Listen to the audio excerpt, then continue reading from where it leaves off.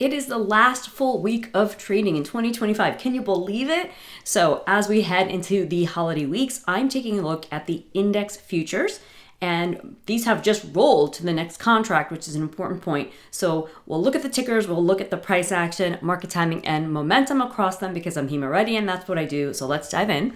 So here we have ESH26. So this is the E-mini S&P 500 futures.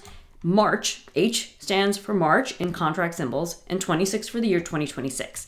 So we are still trading in 2025, but trading the next contract.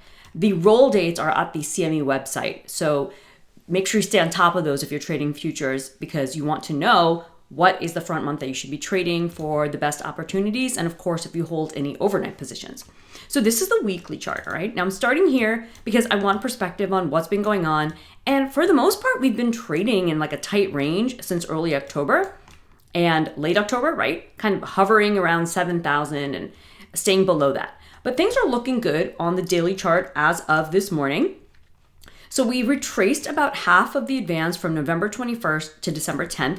And I pointed this out at a coaching session on Wednesday saying, hey, if we can hold that support area at 6785.5, that might be a good platform for at least short-term bulls to gain some traction. Notice this was in line with the RSI power zones holding the bull support power zone. So listen, I just want to remind you that no matter where you are in your trading education journey with me, even if it's just having the winning RSI playbook in your pocket, it helps, and pay attention to it, okay? So if you haven't read the ebook or if you haven't started using the indicator on your charts, please observe it and test it to incorporate into your trading approach. So that was my first sign that we might be stabilizing. And we really got the breakout action starting today. So this is my 60-minute chart, okay? Now, this is the chart I put in my report on ES Futures to traders. I call it the skinny and the meaning, and it's in a service called the S&P Edge Pro. Now, what I noted, as you can see by these yellow highlights, is that we were consolidating. Now, here's the thing about consolidation. Often we look at the peak that made consolidation. So this guy right here, 6872, or this one right here, the low at 6811.75, right?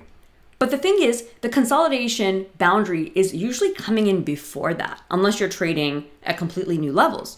So it's actually the high at 6882.5 that was shaping the consolidation, this tiny little doji candle, and the entire low, price low that formed into 9 a.m. Eastern on Thursday, December 18th, you see? So that's where the consolidation was unfolding. So in my report today, I pointed out we're consolidating and gave my outlook, which was that we break to the upside, but being prepared for the possibility that we don't. So far, we're breaking above the important high from 6882.5. If the contracts can continue to gain traction here, then we should see 6932.25 next. Now, this is a relatively short-term view because this is my market, that is my baby that I'm analyzing or trading every single day. So let's take this broader look at the weekly and daily on the other markets. So this is NQ, E-mini Nasdaq futures on a weekly chart. Again, having rolled to the front month of March 2026. And you can see that the consolidations I was talking about from early October to late October have the same impact here, but now we are looking to hold almost exactly the support of this weekly candle of the week ending November 21st. So the midpoint was 24,886.63. This week we traded down to 24,887.75. Guys, that's 1 point and change, literally 1 point. So if that alone is impressive to you, go ahead and already hit the like button, okay? I'm gonna ask you for that at the end, but that's pretty awesome. So you gotta know how to look inside your candles and inside your price levels to uncover these important areas of demand and supply. All right, now I'm gonna just take this same chart down to a daily time frame. So as I mentioned, we not only retraced into 50% of that important candlestick, let's see what we retraced of the move overall. All right, so here on the Nasdaq, so tech stocks, we had a deeper retracement than we saw on the S&P 500 stocks. And that's not shocking because when tech stocks, especially like AI stocks, have been weak lately, they tend to be like more weak than the broad market, right? Nasdaq 100, that's 100 stocks versus 500 stocks in the E-mini S&P. So that's not super surprising. Now, those of you who use my loss forecasting technique might be thinking we can draw a forecast. Yes, we can. So let me lay it out. But remember, this is just a forecast. There's no guarantee the market will trade to it.